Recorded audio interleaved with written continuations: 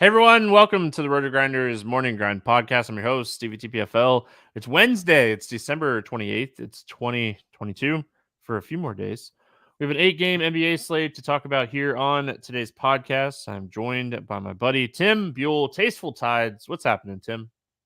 What's going on, Stevie? It's the end of the year. It's the holiday season. It's gonna be, it's a great time for sports, right? I mean, it's a lot of fun. So it's a fun time of year to be playing some DFS and doing some props. I mean, this is it. We got all the great sports going on right now. Today was the first time since November was the 5th, Phoenix, that I had opened up some NASCAR stuff and started to work on some NASCAR stuff for 2023. So yes, sports, ton of stuff going on. You know, we got NFL kind of wrapping up. We got NBA going. We have NHL going. And then my favorite, motorsports right around the corner with baseball right around the corner. So busy time of the year and definitely excited. I will say this is one of those slates where the NBA just hates DFS and hates betting. When we have this many teams on back to backs, it's so hard to break down these types of slates the night before. We're gonna give our general thoughts, first look podcast we normally do. But I mean, like there was some big names like Trae Young got banged up. He might not play on Wednesday, so there's going to be a lot to pay attention to throughout the day. This ankle thing with LeBron, are they going to sit him on the second end of a back-to-back in Miami? So we'll see. A lot to discuss and talk about before we do. If you haven't checked out Sleeper Fantasy, head on over there, check them out. Promo code Grinders, get a 100% deposit bonus up to $100. If you use the promo code Grinders, you'll get instantly entered into the RotoGrinder squad chat and be able to see what everyone's posting over there in the squad chat. I try to post, 2, 3, 4, 5, 6, 7, 8, 9, 10 types of picks every day. NBA, I've definitely enjoyed the fantasy props. So been doing that a lot this year, a lot. It's been a lot more of my play than actual DFS. So yeah, except definitely check it, Sleeper out. Love again what they're doing over there. What's up, Richie Smalls? Hope you're having a fantastic Tuesday night. Let's talk some hoops. We get started here with Phoenix at Washington. 220.5 total. Phoenix is a 1-point favorite. I think it's kind of funny that we have a line for this game. Both teams on a back-to-back. Both teams dealing with guys coming back and dealing with injuries and guys being out. It is the back-to-back. I'm going to say this a lot on this podcast. As far as the Phoenix side goes, I mean, I don't expect Cam Johnson to play. Cameron Payne did say that he hopes to join the team on the road trip. I don't know if that's going to be this game or not. Shamit's dealing with the Achilles injury. And then Devin Booker, the groin injury. I don't think he'll play this game. We'll see if he's in or out, but I don't expect Devin Booker to play. Let's start with the Phoenix side. What do you like here for the Suns? Well, the good news about playing the Suns tomorrow, A, it's one of the first games on the slate, so we'll have all the information. But B, they blew out the Grizzlies tonight. So none of their starters played more than 27 minutes. The first person that comes to mind is DeAndre Ayton at 7,400 on DraftKings. We want to stream bigs against Washington. So I think that this is a really good matchup. I expect him to be able to play his full complement of minutes. And I think that he's going to have he's got 50 fantasy point upside. So he's the first person that comes to mind for Phoenix. Obviously, you can't play Chris Paul, but I think he might be a little bit expensive for this matchup. And, Mikal Bridges, I always like that. He's not the highest usage guy, but he does play a ton of minutes. And then I'm sure a lot of people are going to hear about Dwayne Washington after his explosion that he had on Tuesday night. He put up something like 40 fantasy points at min price. We'll have to see about other value that comes up, but he is a possibility if Phoenix is still kind of short on players. Yeah, just out of nowhere, he kind of was the leading charge of blowing out Memphis on Tuesday night. So he had 26 actual points in 24 minutes. It's not like he had a huge increase in minutes. He played 19 minutes against Memphis the other night as well. So yeah, I mean, I don't expect this to be a thing. If he does start getting a ton of ownership and like a ton of people start talking about him, I'll probably be underweight. I mean, I was very, very heavy on DeAndre Ayton's like point and rebound like prop, and that was one of the ones that like killed a few of my props tonight. But I'm going right back to the well. He is just someone that is so good when Devin Booker's off the floor. So if Booker's out again, I love Ayton. You mentioned bigs against Washington. We love it. And I think this is a great spot for DeAndre Ayton to have a big game. So like him a lot. I don't think I'm, going to get to Chris Paul. Chris Paul doesn't see a huge increase. He actually sees a little bit of a decrease with Booker off the floor. And then on the Washington side, I want to see who plays. I mean, Porzingis Right. is banged up. I mean, he's played back-to-backs this year, but I mean, this guy just missed like 4 or 5 days, missed a game or two. And I don't know if they play him on the second end of a back-to-back. Bradley Beal has been someone that has been in and out of the lineup over the last month and a half. So are they going to play these guys on a back-to-back? Who knows? I mean, Beal just did play a back-to-back, so we could potentially see a full-strength Washington team. If we get a full-strength Washington team, I'm probably going to be underweight on Washington. Porzingis is 9K. Kuzma's 8,400. Beal's 8K. Beal would be my favorite of the group. But everyone's kind of priced like guys are still out. And with that, I just don't see how I'm going to get a ton of Washington exposure on the slate. Yeah, like you said, we'll have to wait and see what's going on in terms of resting. Porzingis played 35 minutes, and Kuzma Kuzma played played Kuzma yeah, played 22. 38 minutes for Kuzma in a really, really tight competitive game that they won against Philadelphia. So I expect that we at least see one or two of these key pieces rest. Um, could be a night that we look for like a Denny Otvia or Rui Hachimura or Will Barton type value. Daniel Gafford, perhaps.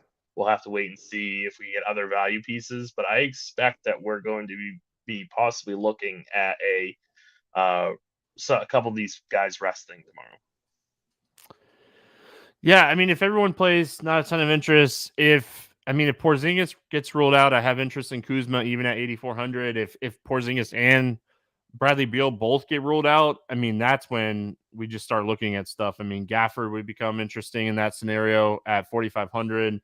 I mean, there's a few people like Will Barton would become interesting if that was the case. If Porzingis and Beal sits, it's just going to open up so much potential here on the Washington side. But if everyone plays, probably going to be underweight on Washington in this slate.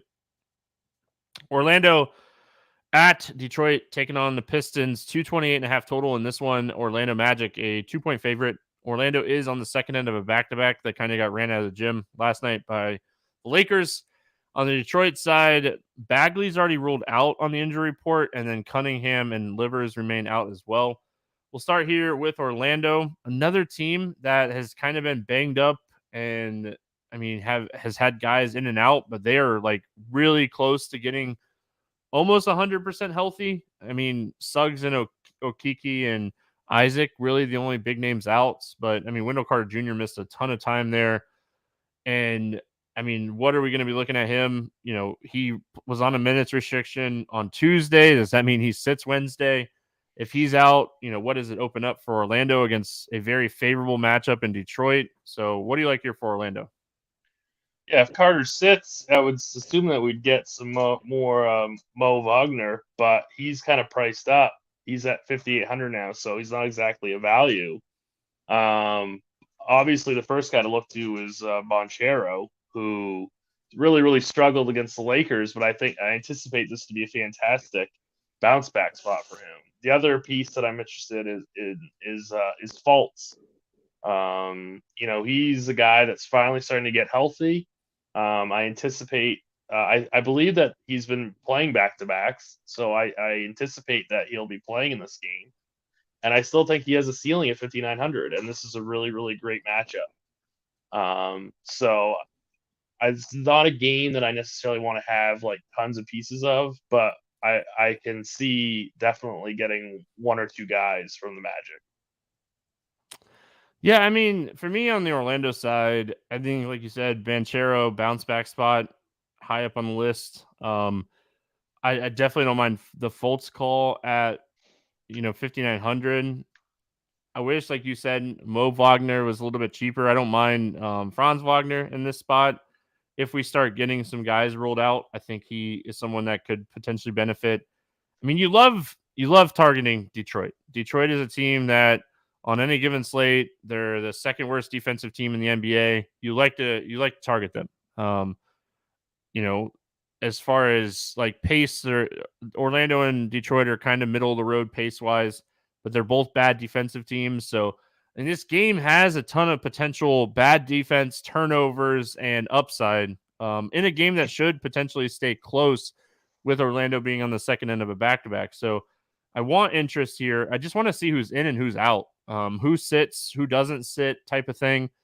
Because I do have interest in the Magic in this spot. And then, like, on the Detroit side of things, I mean, Jaden Ivey is still under 6K. He's someone I think could really benefit from a matchup like against Orlando. I think he is someone you could take tournament shots on. I think Killian Hayes. Those would be my two favorite guys. Orlando plays big. So, I mean, Jalen Duran at 5,100 is definitely going to get minutes in this game, especially with Bagley ruled out. So, those would be the three targets for me. And one of the reasons that I like the Magic is because I do have interest here in Detroit, especially with the Orlando Magic on the back-to-back. What are your thoughts on the Pistons?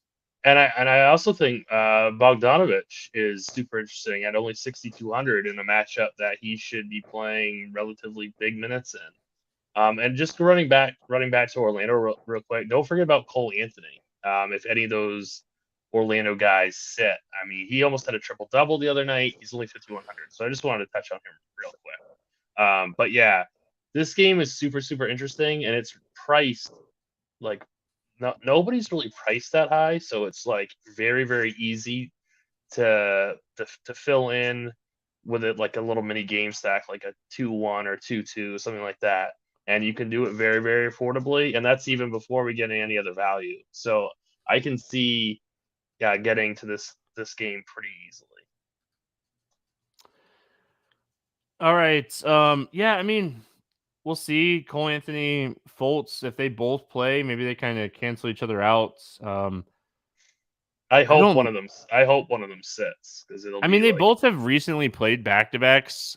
Cole yeah, Anthony was kind of like limited minutes wise. So I think he played 28 minutes, if I remember, 28 minutes, or was it Fultz? No, he played 26 minutes. So I mean, if everyone sits, I mean, if everyone plays on the Magic, it might just be like I'm going to play Banchero and I'll play the cheaper Detroit guys type of thing. But I have a hard time seeing Wendell Carter Jr. play for what it's worth. I mean, with them already like limiting his minutes, I think this is a perfect opportunity for him to sit, which maybe even potentially helps Banchero even more.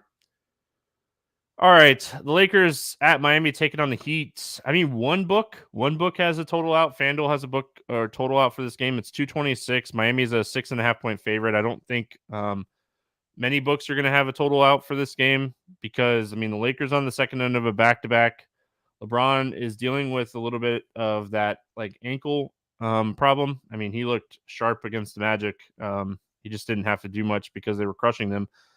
And then, like on the Miami side, Bam and Butler are questionable again. Dwayne Dedman is out. Haslam is questionable again. Vincent is questionable, and Yurtseven's out. So we'll start here with the Lakers. I mean, Westbrook's coming off of a monster game. He had a triple double. He went back to like old Westbrook ways. He had a fantastic game. And my biggest thing I'm going to say is, like we were just talking about, the Orlando Magic is one of the worst defensive teams in the league. Miami Heat on the flip side, they're top 10 in defensive rating this season. They're a tough team on guards in general. I mean, I love to see what Westbrook did last night, but I don't think that's a repeat performance tonight unless LeBron sits then I think you could potentially play some Westbrook. Yeah, and for what it's worth, I think this is going to be is like a scheduled loss for the Lakers, and I think that they're going to be resting at least LeBron in this game. So that then it becomes a question of, do you want to play Westbrook against one of the best defensive teams in basketball at probably pretty high ownership? And for me, I'm gonna have to wait and see what that ownership's gonna be. Like if Westbrook's gonna be like out of control owned, then I'm not gonna have very much interest because I think this is gonna be likely gonna be a blowout. In fact, if I could get on that Heat -6 line right now, I would do it because I think the Lakers are gonna rest LeBron tomorrow. So I think that I'm going to be looking at some of this cheaper value, like an Austin Reeves type player, Gabriel, or people like that who I would be interested in. The only thing that could potentially make this game close is if Bam and Butler sit again. Hmm. I think that's where this game could stay really competitive. I mean, they beat Minnesota the other night without them. So that's the only thing, like, as far as like jumping on Miami -6, that's the only thing that concerns me. LeBron plays, Butler and Bam sit. I think I'd like the Lakers +6 in that scenario. So just saying from the betting aspect. I mean, as far as the Lakers go, if everyone plays, I don't have a ton of interest. If LeBron sits in this game, I have a ton of interest in Reeves and I have a ton of interest in Walker. Both of these guys, Reeves is 4,400, so he would get a huge bump if LeBron's off the floor. On the Miami side, I mean, it all comes down to really Bam and Butler. Like if they're in, I don't have a ton of interest. If Bam sits again, Orlando Robinson looked great the other night against Minnesota. He played 27 minutes, I think he had like 30, 35 fantasy points, was one of the top value plays on the slate. I was shocked in single entry contests to see him at like 29% owned. I know he had a ton of value, but he was really low owned the other night. So I would definitely go back to him if Bam sits, especially if Deadman's already rolled out. So, I mean, he'd get the same type of role that he had the other night, assuming that Haslam doesn't play. And even if Haslam plays, I don't see them running Haslam out for 30 minutes. If LeBron plays, I have interest in Bam if he plays, just because I think that there's still a bit of a ceiling with an $8,700 price tag.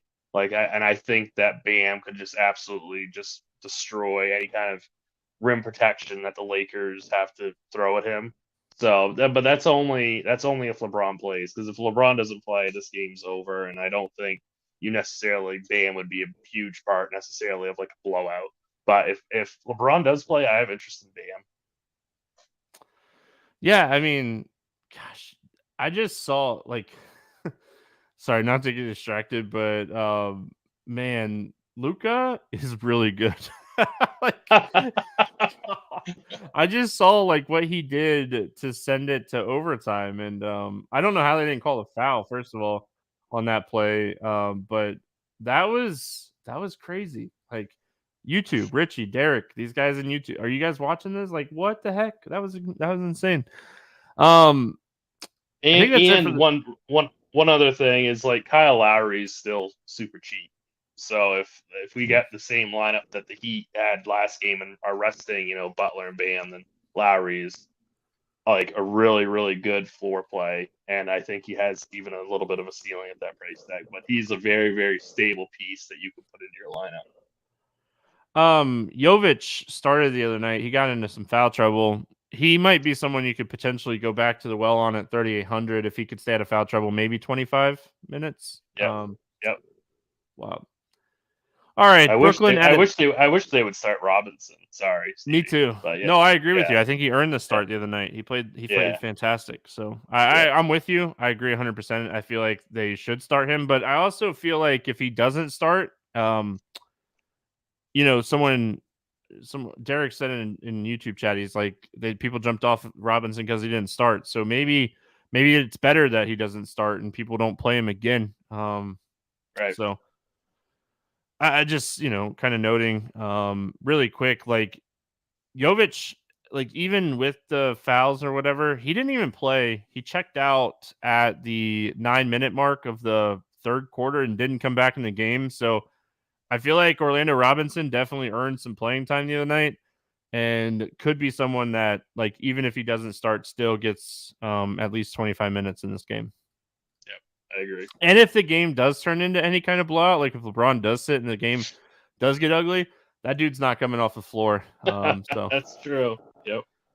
Brooklyn at Atlanta, no total. There was a total up for this game earlier. It was like 238.5. And the Nets were a 5-point favorite, but a lot of books have pulled the total for this game. It is a back-to-back for Atlanta. Trae Young is kind of banged up. He said that he does hope to play Wednesday, but it's a calf injury. So, I mean, I think it was like he got hit in the calf, like a bruise or something. So he went to the locker room twice on Tuesday night. So yeah, I'd be shocked if he plays. I mean, even though he like said that he's fine, a bruise could easily, you could wake up the next day and be like, oh, that's not happening. Joe Harris is out for Brooklyn. That's really the only injury news for them. We'll start here with Brooklyn. What do you like here for the Nets? The Nets for me are always very easy to break down. It's basically just Durant and Irving, and then we're finally gonna maybe start seeing some TJ Warren. But if he's gonna be playing 27 minutes at 4,000, like I think he would be interesting depending on where else that we have value. But I don't really have that much interest in guys like Royce O'Neal or Nick Claxton. I guess there's a little bit of a ceiling with Ben Simmons, but I doubt that I'm going to be getting to any. So it's really just Durant, Irving, and then TJ Warren, depending on kind of what we project him for minutes and what other value we get. See, I like Ben Simmons a lot in this game. He is someone I think has triple-double upside in this game. A matchup against Atlanta. The minutes are back. The production's back. Like, until he gets hurt again, till his fingernail hurts or something. I mean, I think you could. Ben Simmons, I think, is a great play. Getting 34 minutes in a close game against Cleveland the other night is all I needed to see. If they're going to play him like that in close games, and Trae Young does play in this game, stays close, I think he's someone at 6,200 that in a week and a half from now, we're going to be paying 75 to 8K for. So I'm going to jump on the price tag for Ben Simmons, and it's fantastic because you can play him at power forward. You don't have to use him in your center spot. Outside of that, I mean, yeah, TJ Warren, Joe Harris being out, I think the minutes are there again for TJ Warren. So I talked about him the other day. I'm going right back to the well on TJ Warren. I don't think I'm playing Kyrie. I don't think I'm playing Durant. I mean, they're just too expensive with everyone healthy. I mean, 50 points from Durant on this slate doesn't kill you. So if he goes for like 65, then you're going to be like, should have played some KD. On the Atlanta side, I mean, if Trae Young sits, DeJounte Murray is 8,500. He would be someone you're playing a lot. I also would bump up Bogdanovich if Trae Young doesn't play. I don't know if it sounds like Capella's not going to play, so maybe you could go back to Okongwu. What are your thoughts on the Hawks?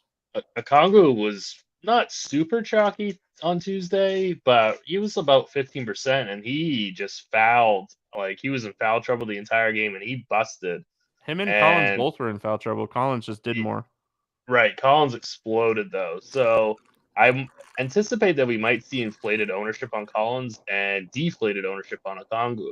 So I feel like this is a really, really good spot to go back to Okongwu. It's just going to depend on ownership, and I feel like it's not going to get out of hand tomorrow because he burned enough people. That being said, I don't mind John Collins. He's still way too cheap at 5,300. And if he plays. Yeah, exactly. Right, yeah. I mean, but if he plays, 5,300 is way too cheap.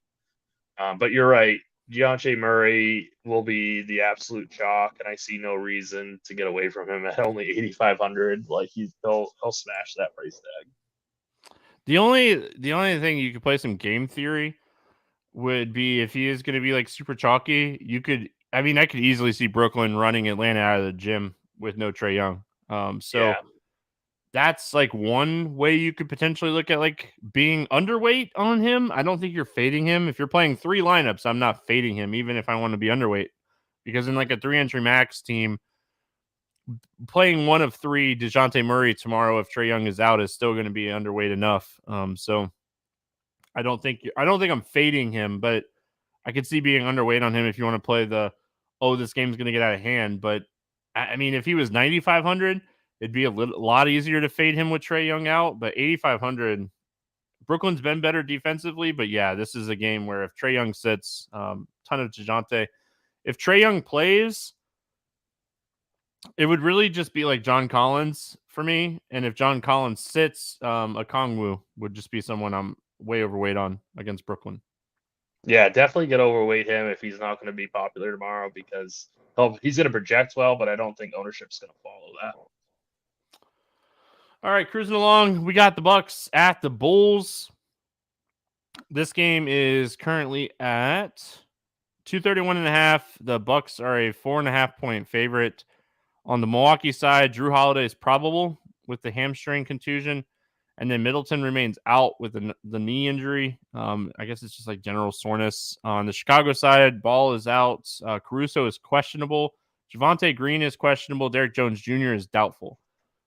Starting with the Bucks, I mean, Giannis has the 70-plus point ceiling. It's just we haven't seen it a ton this year. Like, he's just okay not shooting 30 times a night.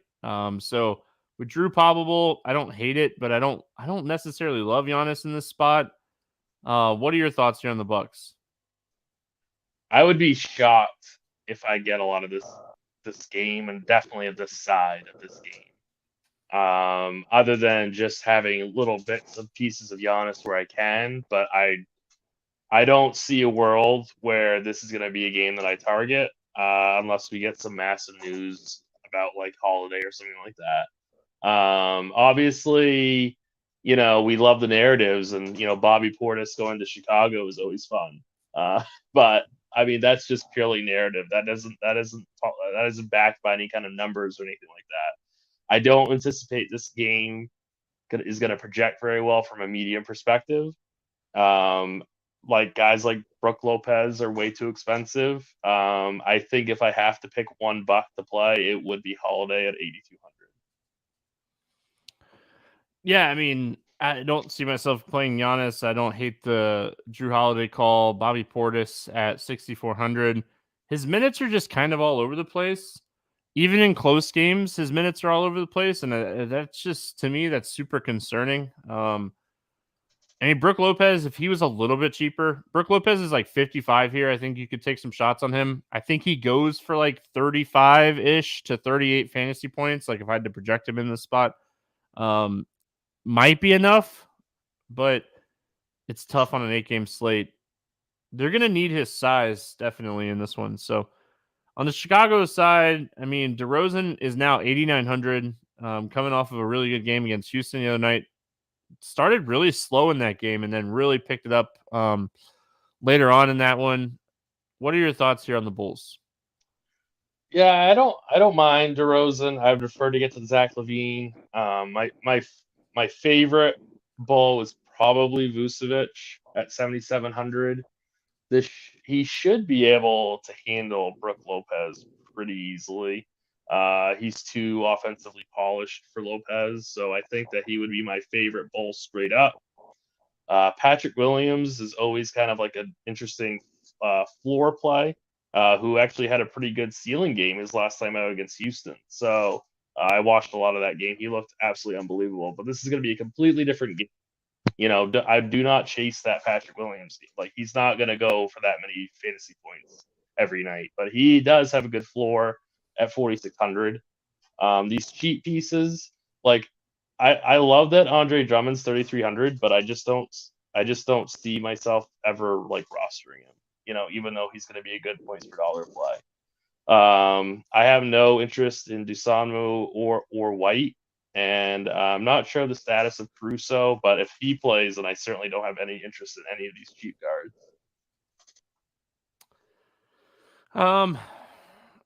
on the Chicago, they're so tough when like DeRozan, Levine, and Vooch are all healthy. It's a really tough team to play.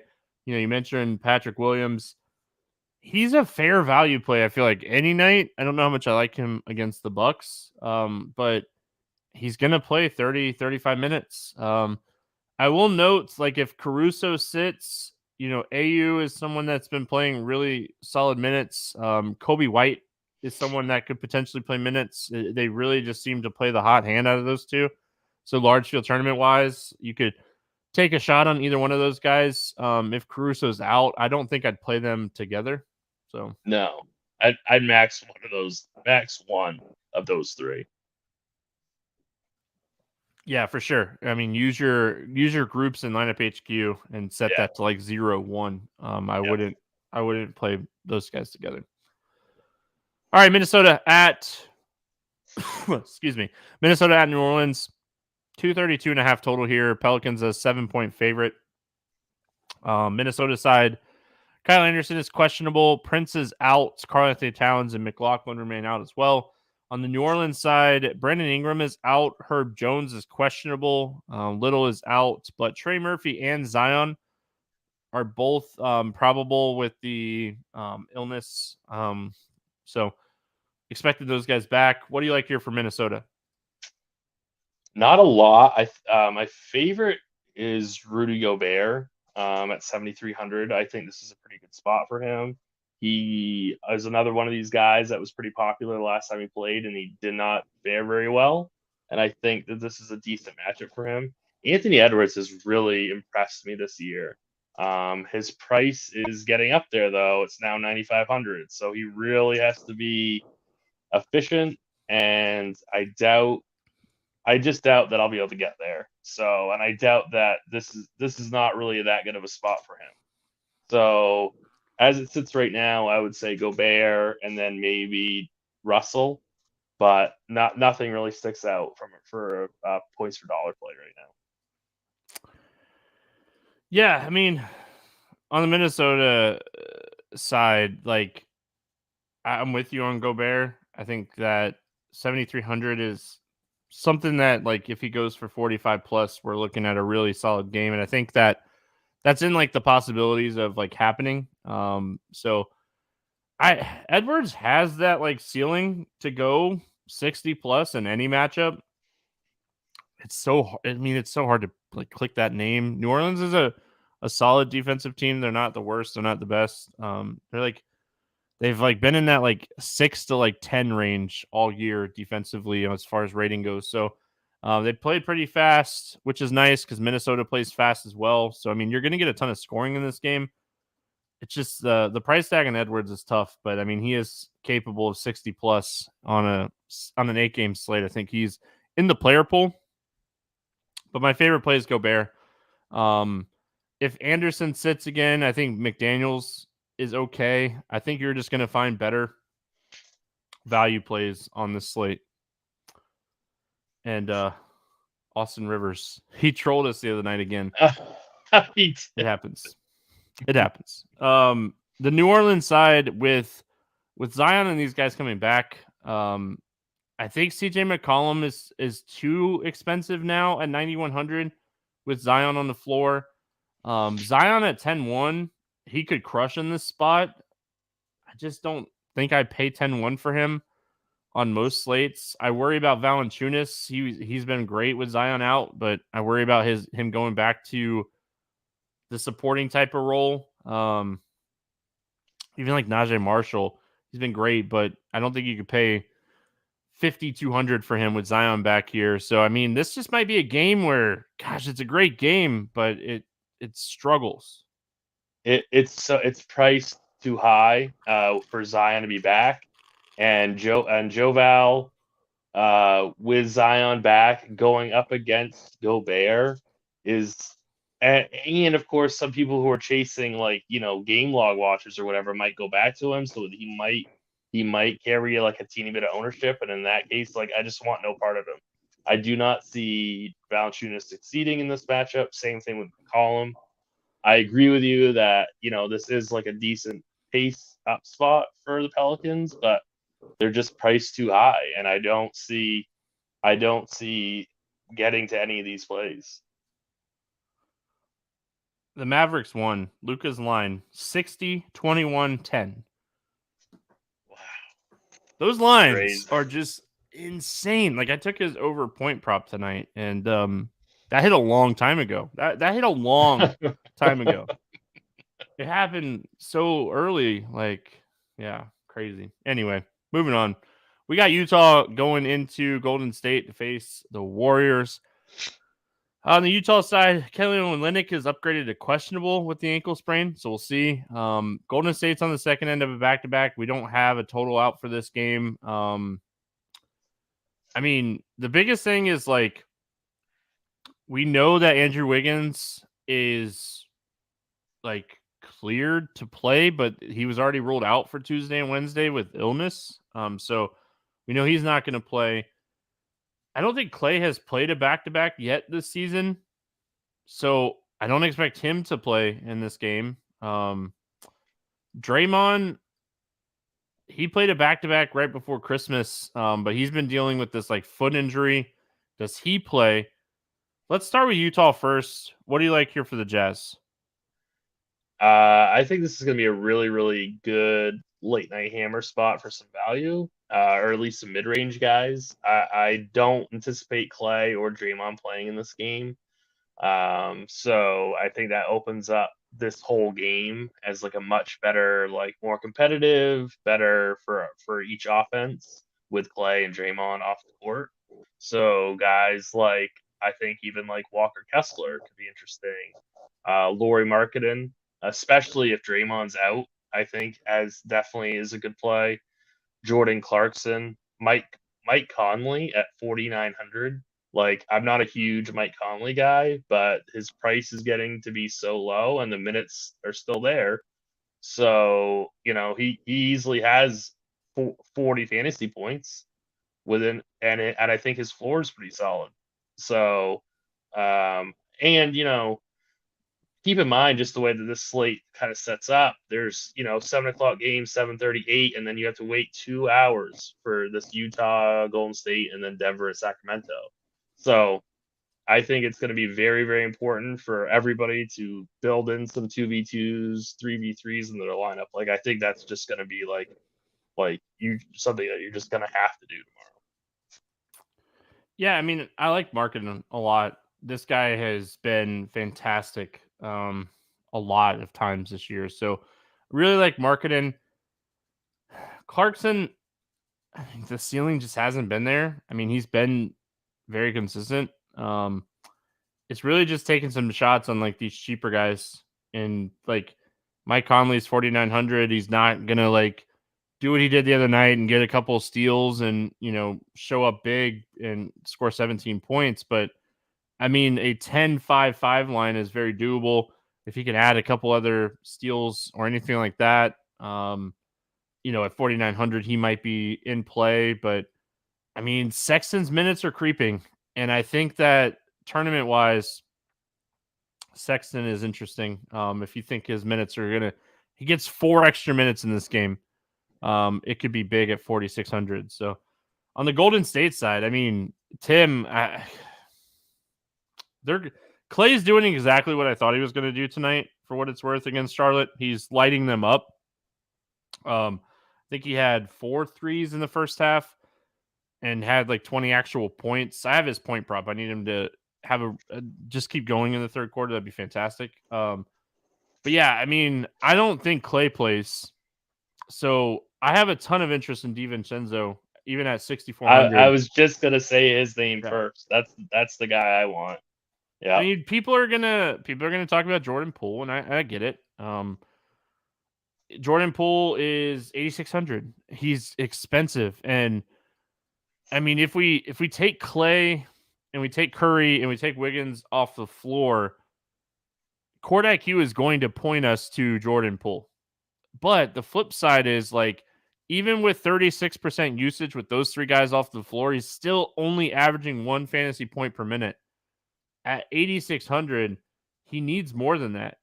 So I haven't been playing him. I definitely could see playing him in this game if Clay sits and Curry and Wiggins are out. It's still tough. I just like the value that DiVincenzo has, and I like DiVincenzo a lot if Clay sits. So what are your Yeah, thoughts here on Golden State? I love DiVincenzo. If Draymond sits, I think this is a really good spot for Kuminga. Yep. Even at 5K, like Utah is so bad on the interior, and I know I'm not saying Kuminga is some kind of like all-star player or anything, but he should have the ability to pay off this price tag pretty easily. So do not shy away from guys like Kuminga, Dante. I think that depending on what kind of like what we see for value, but like even like James Wiseman or Moses Moody, guys like that could end up being real important pieces of this slate. And like I said, you might not know until after those 8 o'clock games lock. So you really should have some 3v3s and 2v2s built into your lineups. Luka, first player ever to have a 60-20-10 game. Wow. And they were down 9 points with 33 seconds left in the game. What a great! I'm so sad that we're recording. Like most nights, I'm not whatever, but like I'm gonna go back and watch that. What an insane game from Luka. But what did you mention? Ty Jerome? I'm sorry, I didn't. Mentioned Moses Moody and like yeah Wiseman, but I didn't mention Jerome. But yeah, it's guys like that could yeah. end up being pivotal pieces of this slate. If Clay sits, I think Ty Jerome is in play. I've tried the Moses Moody. I've tried that a few times, and yeah, it's been yeah. That's all I got. I'm gonna take the Ty Jerome like road this time. There's a fork in the road. I'm gonna take the right turn and play Ty Jerome, and hopefully it's the right call since it's on the right road. So Denver, Sacramento. Hey, this game is super familiar. Oh wait, it's the same game that's playing on Tuesday night. That is 51-60 in the third quarter. Yes, it's the same game. I mean, there's no total out. It's the same game. There's no injury report out. It's the same game. Yeah, crazy, right? No, Richie, that is not the most fantasy points scored by a player ever on DraftKings. I mean, this one's tough. Sabonis didn't play on Tuesday. It's that thumb injury. Aaron Gordon got ruled out Tuesday with his shoulder. Michael Porter Jr. had a insane first half of the game. I mean, the blueprint is right in front of us, unfortunately. Yeah, I mean, Jokic struggling a little bit might be a good spot to go back to the well on him.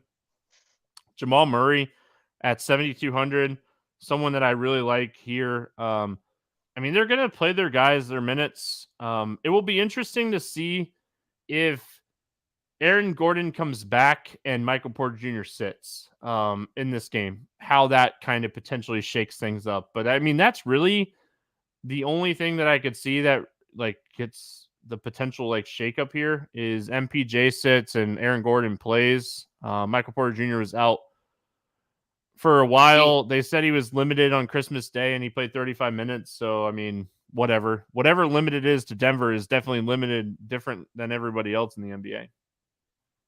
And I think, Bruce Brown left the game with an injury. So that's, some minutes that have to go somewhere also. So we're going to have to see kind of where we're at with Aaron Gordon, MPJ, Bruce Brown. What I've noticed with Jamal Murray is that he seems to be going like, I feel like underowned, and I think that he'll continue to go a little bit like not unowned, but just underowned relative to his ceiling. Like he could pretty easily pay off 7,200 price tag. So I think he's somebody that I'm gonna be leaving as part of those 3v3s and 2v2s that I'm gonna build in. I think this is just a great spot, and I think that price tag is way too low. It doesn't matter how he does tonight. I think that's a really good spot for him. And of course, Jokic, who's laying a pretty big egg on Tuesday night against this very same team, but you can't. He's not going to stay dormant for long. Like 11-7. I think he should always be over 12,000. So I think 11-7 is more than reasonable to pay for him. All right, not to get sidetracked again, but I'm going to get sidetracked again. YouTube chat, we're talking about who has the most points ever, and it actually is Luka. Has the most now DraftKings points. I thought Harden in 2018, I thought his line, what he had like a 60-10-4 or like 60-10-11-4 something type of game. But Luka's performance tonight is actually the most ever DraftKings points since DraftKings been around. How Michael many did he put? Jordan, How many did Luka put up for DK points? 110.8. So yeah, the most ever. Like Kobe's game. What was it? What year was it? Was it 2006? Would have scored it would have scored 101, and he scored 81 actual points that night. So, but Michael Jordan had a game in 1990 that would have transitioned into the most ever if DraftKings was around in 1990. It was a 69-18-6-4-1 game with only 2 turnovers. But Luka's game, most DraftKings points ever since DraftKings been around. I said no initially because I thought the Harden game in 2016 was more, but I was wrong. I'm never afraid to admit when I'm wrong, but yeah, most ever DraftKings points since DraftKings been around. So what a wild game. DraftKings Luka beat my NFL lineup by himself. That's that's hilarious. That's basically the same with me on Sunday on DK anyway. Oh, it's funny. Yeah. As far as Denver, it really is going to come down to, does Michael Porter Jr. play? Does Aaron Gordon play? Either way, I like Jamal Murray at 72. I like Jokic in a bounce back spot, assuming that he doesn't score 60 fantasy points in the second half of this game. Sacramento, I don't know. It really does. It really matters, like Sabonis. I talked about on the podcast yesterday. If Sabonis was out, take some shots on Herter. He had a really good first half. Alex Len ended up starting. He played 14 minutes in the first half, did not do, or 14 minutes since the first half, hasn't done a lot. Holmes has played minutes as well. Trey Lyles didn't play a ton of minutes. I kind of expected him to play more minutes. What are your thoughts here when it comes to the Sacramento side of this game? Yeah, like you said, it really just comes down to Sabonis.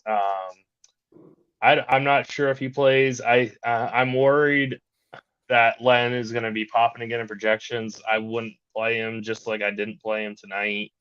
I don't think it's a real good spot for him. He's going to get run right off the court.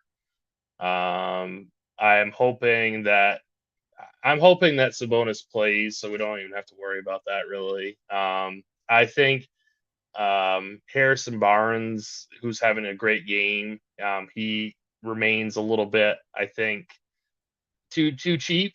Very very easily pay off that price tag of 5,400.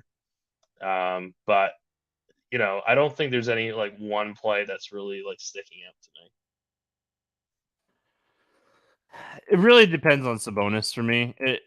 This game in general is going to all depend on who's in, who's out type of thing. Yeah. That's at the end of the day, it's going to come down to that. Yeah. Who's in, who's out? Like, if nothing changes, we get the same game. You take some tournament shots on guys that maybe had a first bad half. Like, Jokic had a bad first half. That doesn't typically going to happen again. The Kings don't have anybody that's going to stop Jokic. So the fact that he had a first bad half and he didn't, and might not have like a really like big game, you could easily go back to the well on him. And it's not like he had a bad half. He had, I think, 4 shot attempts or something in the first half. So you don't expect Michael Porter Jr. to put up 17 shots again early in the game. So, all right, let's play the morning grind game, and then we will get out of here. We'll use DraftKings pricing and scoring. Favorite play under 5K to go 7X. Who do you got today? Favorite play under 5K to go 7X. I'm gonna go. Man, where'd he go? I'm gonna go Kaminga. Yeah. Is that I'm gonna allowed? Is that go. allowed? He's right on 5K. Yeah, no, 5K is good. I am gonna go Golden State as well. I'm gonna go Ty Jerome. I really don't think Clay plays, and I think Ty Jerome gets 22 to 26 minutes with no Clay. And I think that against Utah, he has some upside in this spot. So over 8K to go under 5X. Who is your bust today? Chris Paul. I don't hate that. I really don't. He doesn't see an increase with Booker off the floor. So I like that call. I'm going to go CJ McCollum. New Orleans getting a lot of guys back here. I think it's just really going to be Ingram out still. He's 9,100. 9,100 with Zion back. I mean, he could put up 30 actual points and still not hit 5X here. So I'm going to go CJ McCollum. Who's your favorite 6X play today? 6. I'm gonna go with a Congo. All right. I'm going back to the well. I liked this guy a lot yesterday, and it did not work out. But I'm gonna go DeAndre Ayton. I really like this spot for him, and I think this is an excellent bounce back spot. So, let's get weird. GPP play of the day. 8 game slate. Who do you think could potentially be under 10% and be a huge difference maker today? I'm gonna go with Highsmith for the Heat. All right. I like it. I'm gonna go Killian Hayes. I don't think he'll be highly owned. I think he'll kind of get lost in the shuffle today. Really like this Detroit side of this game. Hopefully he goes overlooked, and I think this is a guy that has been playing a little bit better here recently and gets a fantastic matchup against the Magic. We just saw Westbrook destroy this team last night, and I'm not saying that Hayes is Westbrook, but I'm saying he's 5,600 going up against the same defense. I also really like Mike Conley a lot. Yeah. And I bet he doesn't get a lot of ownership. Any bets or anything stand out to you here night before? I'm sticking with that call that I made on the Heat -6 if you can get it. I mean, it's a fantastic. It's 6.5 now on FanDuel. Yeah, it's only. I think that's the thing. I think that line only goes up. It's 7 now. I just refreshed. It's 7. Yeah. Yeah. I mean, it's out on Bet Rivers and a couple other places too, and everywhere has it -7 Miami. So, I mean, that all that tells me is they think LeBron's going to sit. So, all right, that's going to wrap it up here for Wednesday. We'll be back tomorrow, Thursday, NFL Week 17 podcast. We'll be back with basketball on Friday.